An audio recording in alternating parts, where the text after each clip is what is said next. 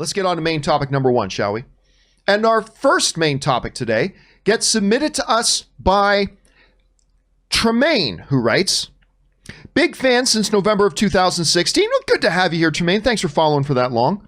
With so many movies moving their release dates to December or 2021, there's really no real movies to go to the theaters to see till maybe Disney's Soul, if it keeps its release date and assuming Black Widow moves dates. Do you think the movie theaters that are already open can stay afloat that long? I mean, that's pretty much 2, maybe 3 months if Soul ends up moving dates as well. All right, thanks a lot for sending that in, man. And yeah, listen, this does pose a major problem and challenge for theaters, because before it was all about, can we get the theaters open, get old archived, catalog movies in theaters to get people back into the habit of starting to come back to theaters again in time for Tenet, New Mutants, and the other films that were going to come afterwards and build that momentum. Well, they were able to get the theaters open. Great. They got it out there for Tenet.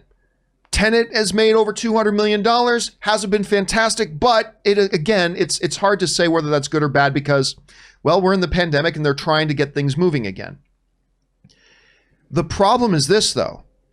With a lot of other weeks, Wonder Woman is moving. It looks like Black Widow is moving. That Deadline report came out yesterday. We were talking about that a bit. It's still not official, but it looks like Wonder Woman's going to move. They may move Soul as well. The problem becomes, okay, the theaters got open, but what if they're now open and now there's no new movies? What if now we're getting to another 3-month stretch between now and, if we're lucky, late November, probably December, where there are no new movies? How does that play out? Well, there's a positive way to look at it and then maybe a more realistic way to look at it. If you want to be optimistic and try to stay positive, you can say, well, great. This gives the movie theaters a couple of more months and studios to work with them to really get the word out to the public that the theaters are open. There are still some people out there who don't even realize that movie theaters are open again. So it gives them a few more months, if you're trying to be optimistic, to get word out there, spread awareness that the theaters are open. Go and see Lord of the Rings right now. Go and watch King Kong. Go and watch Empire Strikes Back, and get ready for the new James Bond movie coming, and get ready for whenever they're going to open Black Widow. If you want to be optimistic about it, you could look at that as the positive. The negative, and unfortunately probably the more realistic way of looking at it, is this. This is a disaster for movie theaters. This is an utter disaster for the movie theaters. And by extension, it is an utter disaster for the movie industry as a whole. Because by having to keep moving these movies aren't making the hundreds of millions of dollars that they could be making if they were in movies. Some have tried, well, maybe let's put it on VOD, and they make crumbs. They make crumbs compared to what they would have made in theaters. This is hurting everybody. And I am telling you what, I know AMC, Aaron came out and said a while ago that they have enough financing right now that even if nothing good happens, they can survive into 2021. That's great.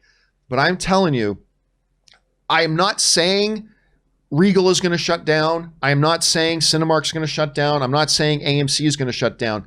But all these major players are going to be on the brink of oblivion come December, if we now move forward with no other new movies. And by the way, studios are just doing what they think they need to do. They're just trying to navigate this whole pandemic the way everybody else is and the way everybody's trying to figure it out. But we could be in a situation where we could see some big major players, companies that have been around for a century. AMC is celebrating its 100th anniversary this year.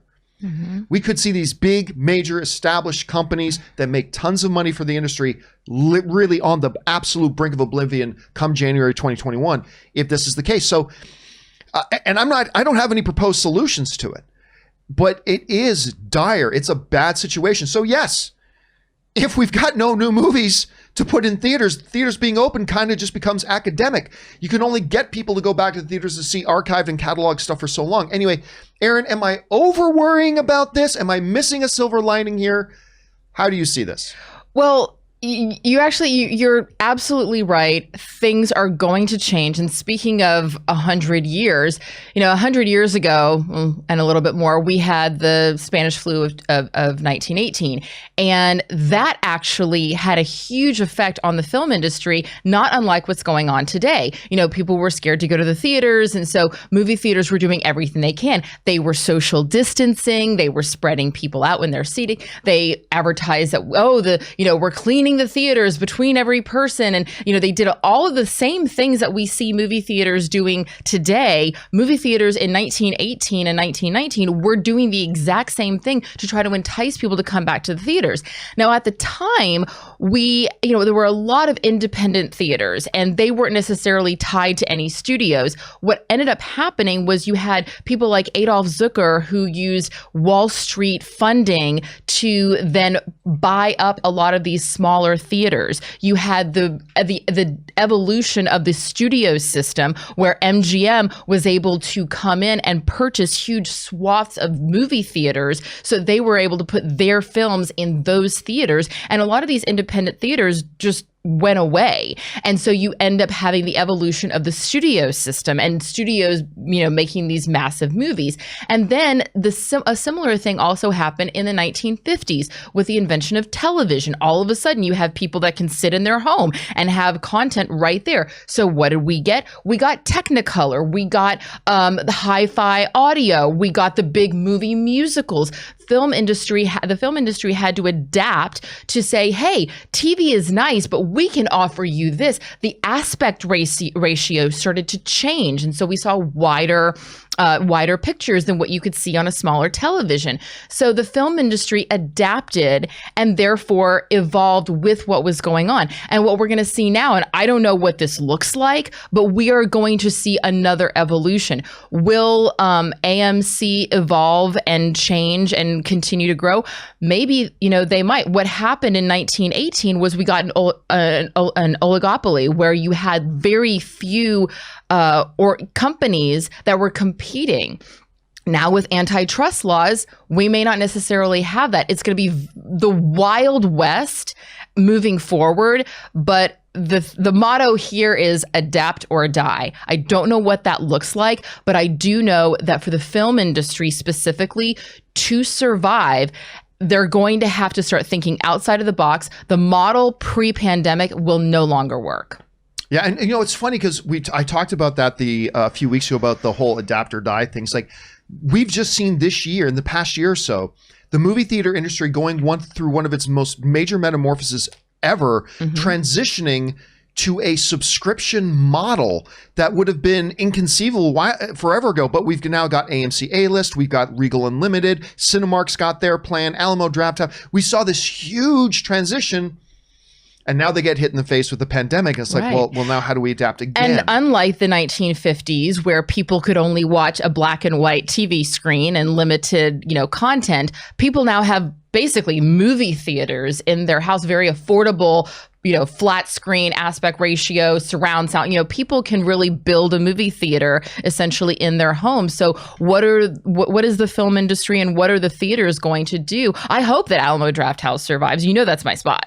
Right. I love that place. So we'll see. You're also a Texas girl, so there you go. Yes, I am. All right, guys, question is for you. Maybe I'm too paranoid about this, but yeah, I think this is going to be really challenging waters for the movie theater industry over the next few months. I mean, they got open, but if there's no new content to play, it's going to be a struggle. What do you think is going to happen? What do you think are some really good options for the movie theaters right now? Jump down to the comment section below and let us know your thoughts. All right, guys.